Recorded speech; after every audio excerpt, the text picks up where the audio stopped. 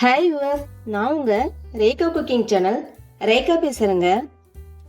இன்னைக்கு நம்ம பார்க்கக்கூடிய ரெசிபி தெனப்பொங்கலுங்க. நம்ம பாரம்பரியமான அரிசிங்க இது. இதில் எப்படி ரொம்ப சுவையாக செய்யறதுன்னு பார்க்கலாம் வாங்க. வீடியோக்குள்ளே போகலாம்.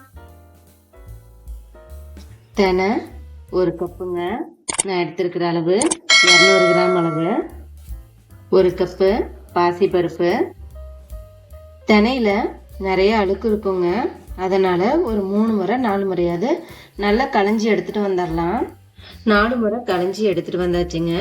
இதில் 3 கப் அளவுக்கு தண்ணி ஊற்றி ஊற வைக்கணும். ஒரு 1 மணி நேரம் ஊற வைக்கலாங்க. 1 மணி நேரம் ஆயிடுச்சுங்க. இப்போ நம்ம இதை குக்கரோடு சேர்த்துக்கலாம். 3 கப்பு தண்ணி சேர்த்துருக்கேங்க. இன்னும் 1 கப்பு தண்ணி சேர்த்துக்கலாம். நம்ம தினையை ஊற வைக்கக்குள்ளேயே நம்ம 3 கப்பு சேர்த்துடணும். அதோட இப்போ 1 கப்பு சேர்த்துக்கலாம். தேவைக்கேற்ப உப்புங்க. இதோட நம்ம கொஞ்சமாக மஞ்சத்தூள் சேர்த்துக்கலாம். இதை உப்பு கரையிறவுக்கு கிண்டிக்கோங்க.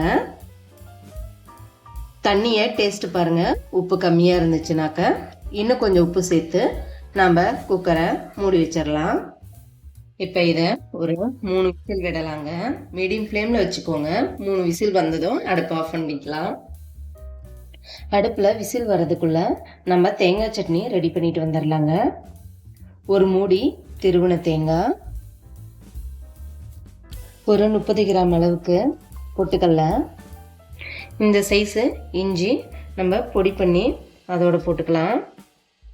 இதோட 4 பச்சை மிளகாய், தேவைக்கேற்ப உப்பு, ஒரு 100 ml அளவுக்கு தண்ணி ஊற்றி அரைச்சிட்டு வந்துடலாங்க. தேங்காய் சட்னி ஆட்டி வேற ஒரு பாத்திரத்துக்கு மாற்றியாச்சுங்க. ரொம்ப நைஸாக ஓட்டிடாதீங்க, கொஞ்சம் குறகுறப்பாக இருந்தால் தான் தேங்காய் சட்னி நல்லாயிருக்கும். இப்போ நம்ம தாளிப்பு போட்டு வந்துடலாம். தாளிப்புக்கு ஒரு 1.5 ஸ்பூன் அளவுக்கு எண்ணெய், கடுகு ஒரு 1/2 ஸ்பூனு, கடலைப்பருப்பு 1 ஸ்பூனு. கடலைப்பருப்பு நல்லா செவந்துருச்சுங்க. இப்போ இதோட 2 கொத்து இப்போ இதை நம்ம தேங்காய் சட்னியோட ஊற்றிக்கலாம். 5 நிமிஷத்துக்கு மேலே ஆச்சுங்க. காற்று நல்லா ஃப்ரீ ஆகிடுச்சு. இப்போ நம்ம திறந்து பார்க்கலாம். இப்போ சாப்பாட்டுக்கு நம்ம தாளிப்பு போடலாங்க. 2 ஸ்பூன் அளவுக்கு நெய் நல்லா உருகிடுச்சுங்க. இப்போ ஒரு கைப்பிடி அளவுக்கு முந்திரி கொஞ்சம் செவரட்டுங்க. பொன்னிறமாக செவந்ததும் நம்ம 1 ஸ்பூன் அளவுக்கு மிளகு, இதோட 2 ஸ்பூன் அளவுக்கு இஞ்சி சின்ன சின்னதாக பொடி பண்ணி எடுத்துக்கணுங்க. ஜீரகம் 1 ஸ்பூனு, 2 கொத்து கருவேப்பிலைங்க. இப்போ அடுப்பை நம்ம ஆஃப் பண்ணிக்கலாம். இப்போ நம்ம இதை சாதத்தோடு சேர்த்துக்கலாங்க.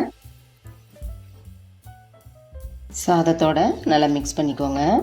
நமக்கு கரெக்டான பக்குவத்தில் கரெக்டாக வெந்திருக்கு. உங்களுக்கு ரொம்ப கெட்டியாக இருந்தால் பால் காய்ச்சி கூட இதில் சேர்த்துக்கலாங்க. அதோடைய சுவையும் ரொம்ப டேஸ்டாக தாங்க இருக்கும்.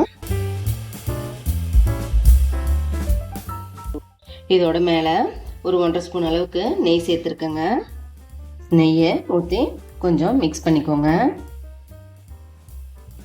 பச்சரிசி பொங்கல் செய்கிற அளவுக்கு இதுக்கு நேரம் ஆக இருவாதுங்க. இப்போ எப்படி இருக்கோ அதே பார்த்து தாங்க ஆறுன வரைக்குமே இருக்கும். அதனால் ரொம்ப கெட்டியாக இருக்குது, நம்ம இன்னும் கொஞ்சம் இது தொலைன்னு ஆகட்டும்னு சொல்லி நம்ம ஏதாவது ஊற்றி பண்ணோம்னா அது அதே பக்குவத்தில் தாங்க இருக்கும். நம்ம இப்போ எப்படி பதம் இருக்கோ அது அதே மாதிரியே தான் கடைசி வரைக்கும் இருக்கும். நம்ம தெனப்பொங்கல் சூப்பராக ரெடி ஆயிடுச்சுங்க. நான் செய்த அளவு போலவே நீங்களும் கரெக்டாக செஞ்சீங்கன்னாக்க இந்த பக்குவத்துக்கு வருங்க. எப்படி இருந்துச்சுன்னு ட்ரை பண்ணி பார்த்துட்டு கமெண்ட் பாக்ஸில் கமெண்ட் பண்ணுங்கள். கூடவே சப்ஸ்கிரைப் பண்ணிக்கோங்க. பெல் ஐக்கானை கிளிக் பண்ணிக்கோங்க. நாம் அடுத்த வீடியோவில் பார்க்கலாம்.